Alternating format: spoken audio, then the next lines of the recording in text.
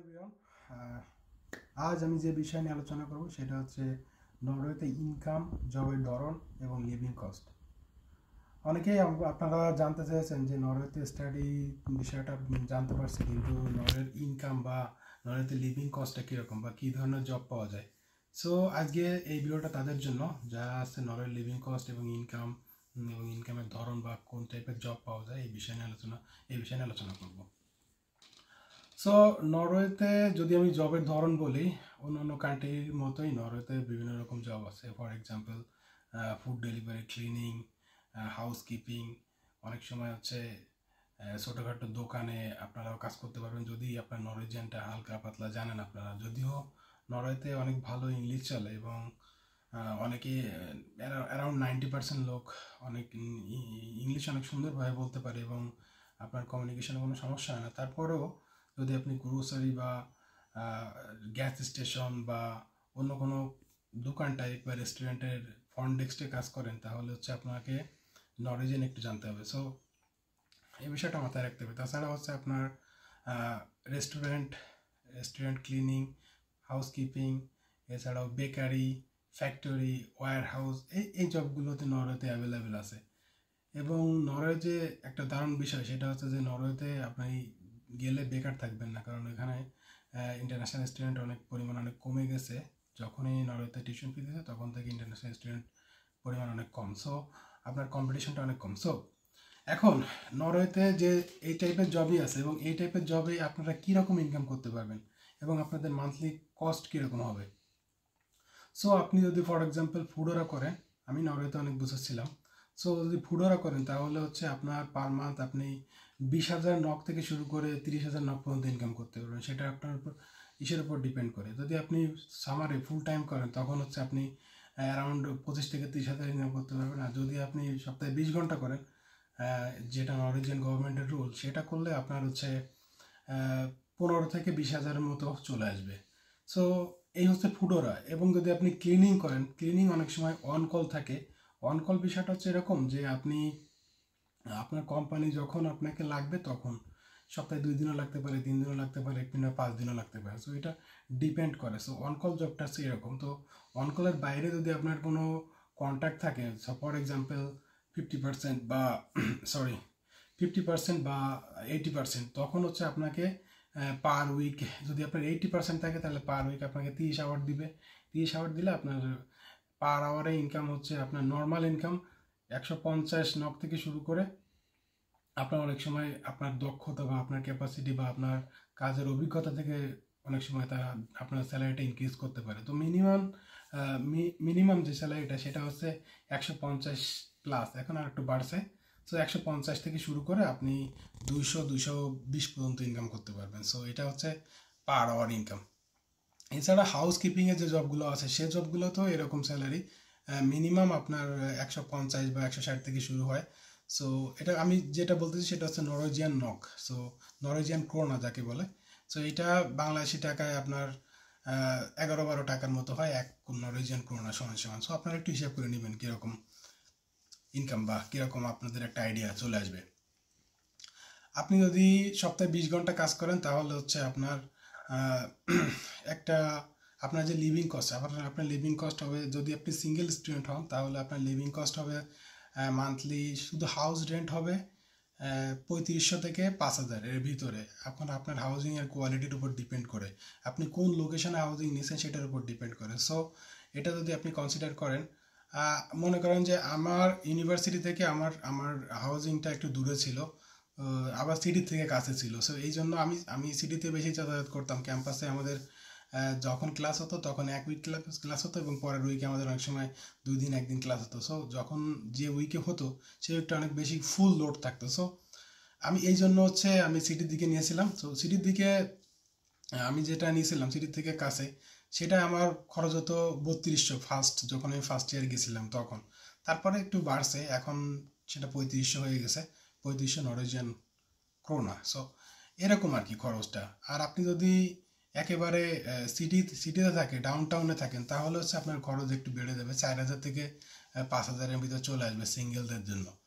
এবং এইটার ভিতর আপনার নরওয়েতে একটা সুবিধা হচ্ছে যে এইটার ভিতরে আপনার সব কিছু ইনক্লুডেড। এখানে আপনার এক্সট্রা পানি বিল বা এক্সট্রা কোনো বিদ্যুৎ বিল দেওয়া লাগবে না। এর ভিতর ইন্টারনেট কস্টটাও আছে।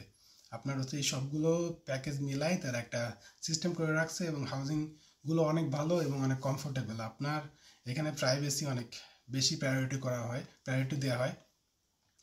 আপনার হচ্ছে আমি যেখানে ছিলাম সেখানে হচ্ছে 2 রুম অ্যাপার্টমেন্ট। এখানে অনলি শেয়ার কিচেন এবং শেয়ার বাথরুম, আর 2জন থাকবে, এবং রুমগুলো অনেক বড় বড়।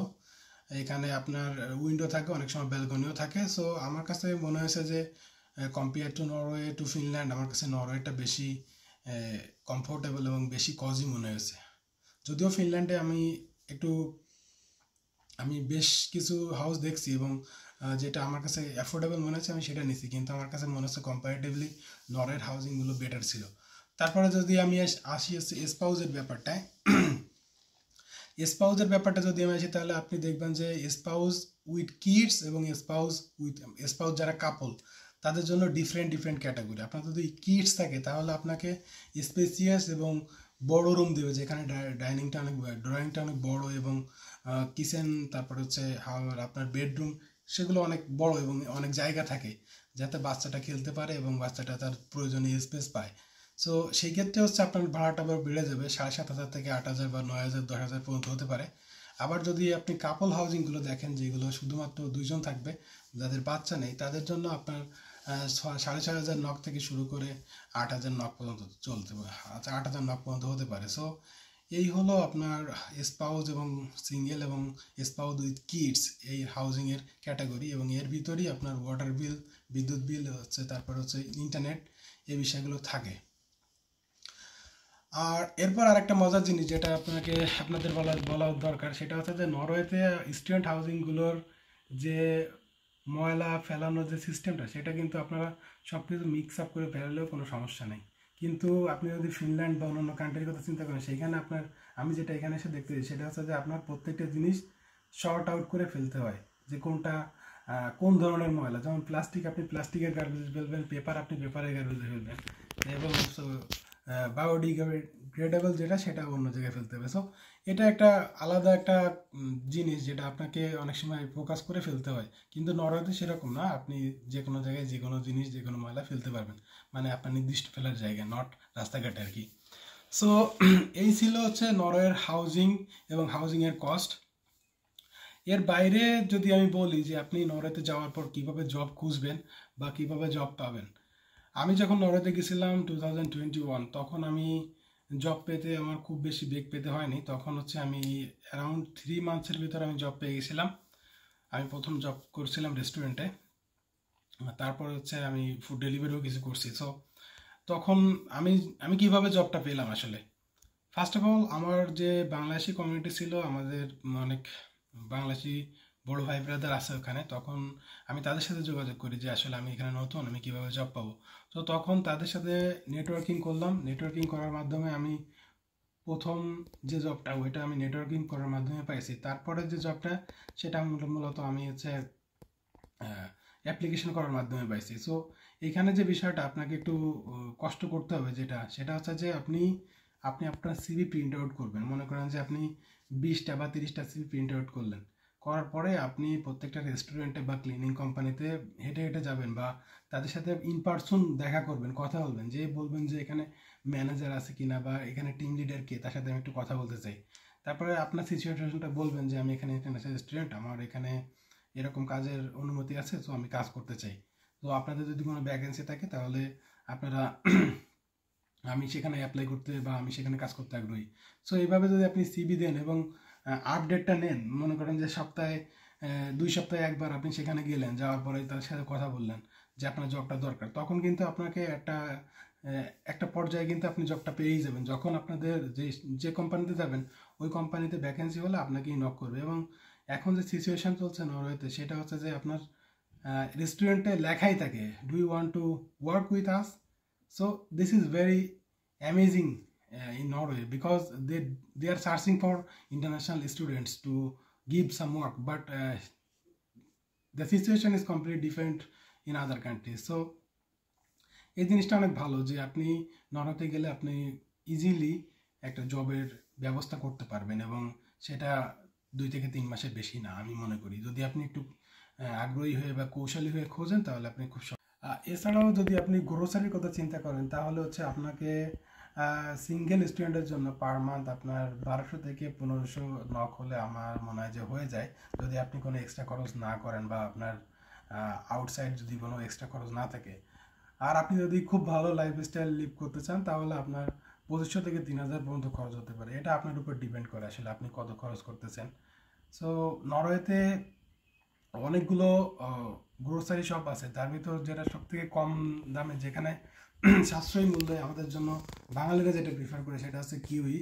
এবং কিউইয়ের বাইরে যেটা আছে রেমা 1000, অনেক সময় এখানেও অফার দিয়ে থাকে বিভিন্ন গ্রোসারি, ফর এক্সাম্পল মিট এবং অন্যান্য গ্রোসারিতে অনেক সময় অফার দিয়ে থাকে। সো সেটা আপনারা করতে পারেন, বাই করতে পারেন। এছাড়াও আপনি অন্যান্য কোম্পানি থেকে অন্যান্য গ্রোসারি শপ থেকেও কিনতে পারেন, তবে সেটা হচ্ছে অনেকটা একটু বেশি চার্জ পড়বে, একটু বেশি কস্ট হবে সেক্ষেত্রে আপনার জন্য। আর আপনি যদি ফ্যামিলি নিয়ে থাকেন, ফ্যামিলির জন্য আপনার ফ্যামিলি মেম্বার যদি 2 জন হয় তাহলে আপনার হচ্ছে 3000 বা 2500 থেকে সামটাইমস 2700 নরওয়েজিয়ান ক্রোনার মতো হতে পারে আপনার গ্রোসারি কস্ট। সো এটা হলো গ্রোসারির যে বিষয়টা, এটা হচ্ছে আপনার উপর ডিপেন্ড করে আপনি আসলে কীভাবে খরচ করছেন। সো এই ছিল আজকে আমার নরওয়ের ইনকাম, জবের ধরন এবং জব সার্চ কীভাবে করবেন এবং লিভিং কস্ট। সো পরবর্তীতে আপনাদের জন্য যদি কোনো এক্সট্রা কোশ্চেন থাকে বা কোয়ারিজ থাকে আমাকে কমেন্ট করবেন বা আমাকে ইমেল করতে পারেন। Thank you everyone, bye by.